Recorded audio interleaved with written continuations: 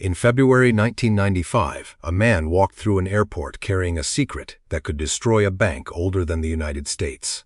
His name was Nick Leeson. He was 28 years old, working in Singapore, thousands of miles away from the marble offices of London finance.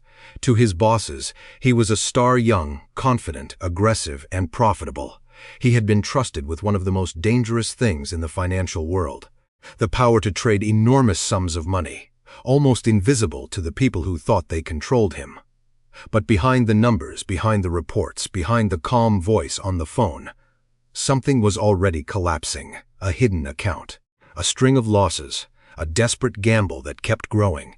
And by the time anyone truly understood what had happened, Barings Bank, Britain's oldest merchant bank, founded in 1762, was dead. The question is not simply how one trader lost hundreds of millions of pounds. The question is how an entire institution failed to see it coming. Barings was not just another bank. For more than 2 centuries, it had sat close to power. It had financed empires, advised governments, survived wars, revolutions, market crashes, and political storms. It was the kind of bank that seemed permanent, the kind of institution people assumed would always exist because it always had. Inside that world, reputation mattered as much as money, and Nick Leeson did not come from that world. He was not born into wealth. He was not a polished aristocrat from the old British establishment. He began in the back office, doing the unglamorous work. Most traders never wanted to touch paperwork, settlements, reconciliations, the machinery behind the market that mattered. Because the back office is where trades are checked. The front office takes the risk. The back office is supposed to control it.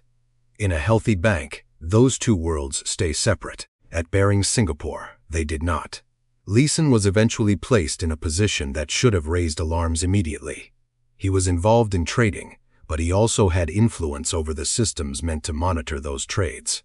In simple terms, he could take risks and help explain them away. It was a dangerous combination. At first, the story did not look like a disaster. It looked like success. Leeson was trading futures and options on Asian markets, especially contracts linked to Japan's Nikkei index. His job was supposed to be relatively controlled, exploiting small price differences between exchanges, a strategy that should have made modest profits with limited risk. And the profits seemed real. London liked what it saw.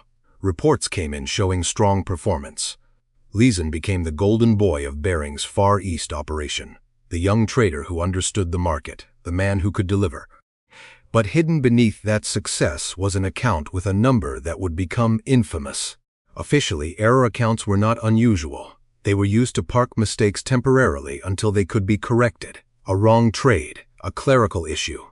Something small, but account 88888 became something else. It became a trapdoor. When a trade went wrong, the loss could be placed there.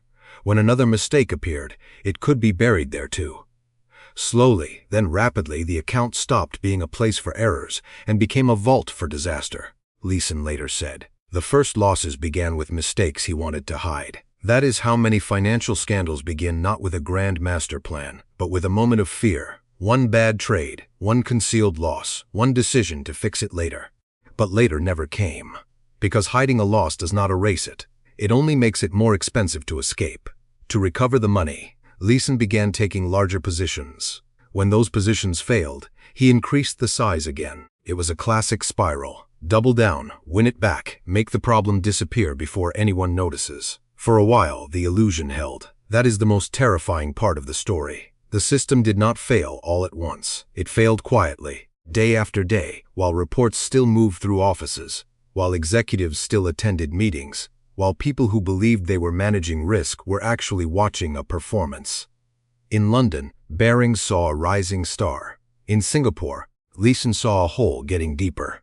By the end of 1994, the hidden losses had become enormous, but even then, the bank did not stop him. Money kept flowing to Singapore to meet margin calls. Questions were asked, but not the right ones. Warnings appeared, but they did not turn into action. The bank trusted the profit story more than it feared the risk story. And then, in January 1995, the market received a shock no trader could control.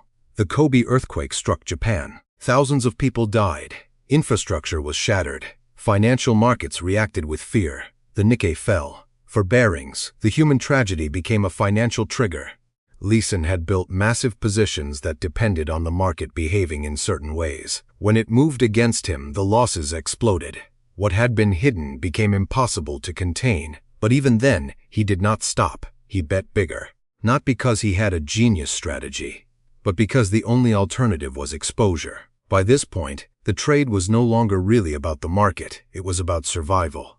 Leeson was not simply trying to make money, he was trying to outrun the truth. The numbers became absurd. The losses grew beyond the capital Barings could absorb. Inside the bank, people still did not understand that a single trader in Singapore had built positions large enough to destroy the institution. That was the failure at the center of the case. Not just one man's deception, but a structure that allowed deception to scale. A bank that had survived Napoleon was being destroyed by paperwork, trust, ego, and bad controls. On February 23, 1995, Nick Leeson left Singapore. He and his wife flew out, moving first through Southeast Asia. Behind him, the hidden account was no longer just a secret, it was a crater. When Barings finally uncovered the scale of the losses, the realization was almost surreal. The bank did not have enough money to survive. Executives searched for a rescue. Regulators became involved. Potential buyers circled the wreckage. But the damage was too large, and the confidence was gone.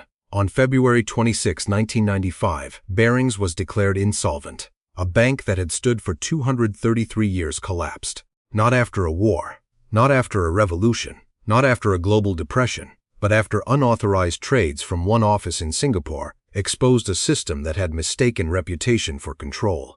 Nick Leeson was eventually arrested in Frankfurt and extradited to Singapore. In court, he pleaded guilty to charges connected to deceiving auditors and cheating the exchange. He was sentenced to 6.5 years in prison. But prison did not answer the deeper question. Was Leeson a lone villain, or was he the visible symptom of a much larger disease? The easy version of the story says one rogue trader broke the bank, and in one sense, that is true. Leeson made unauthorized trades, he hid losses, he forged a reality that did not exist. But the harder version is more uncomfortable. Barings gave him too much power. It failed to separate trading from settlement. It failed to challenge numbers that looked too good. It failed to understand the risks inside its own business. It failed to see that a young trader producing extraordinary profits might also be producing extraordinary danger. Every scandal has a moment when the lie could have been stopped. At Barings there were many. A question that should have been pushed harder. A report that should have been checked. A control that should have been enforced. A manager who should have asked, how exactly is he making this money? But finance has a weakness. When money is flowing in, suspicion feels like disloyalty. When profits appear, risk becomes abstract. And when a star trader is winning, institutions often stop asking whether the star is standing on a cliff. The fall of Barings became one of the most famous warnings in modern banking. It taught risk managers about segregation of duties. It taught regulators about derivatives. It taught executives that complexity can hide catastrophe. It taught the public that even the oldest institutions can be fragile when no one is truly looking, but the lesson did not stay learned forever. Years later, other traders at other banks would build hidden risks. Other institutions would trust models, reputations, and internal systems that looked strong from the outside. Other scandals would show the same pattern. Confidence first, warning signs second, collapse last. That is why the Barings story still matters. Because it was not just about one man in one office. It was about the dangerous space between what a company believes is happening and what is actually happening. Nick Leeson did not walk into Barings with the power to destroy it. The bank gave him that power piece by piece. A permission here, an exception there, a missing control, a convenient assumption, a profit report no one wanted to question, and then when the truth finally appeared, it arrived too late. In the end, the most haunting image is not a trading floor in chaos or executives rushing through London offices. It is quieter than that. A hidden account, 5 identical digits, a number that looked meaningless until it became the grave marker for one of the most historic banks in the world. Barings did not collapse because money disappeared in a single moment. It collapsed because reality was postponed. And in finance, reality charges interest.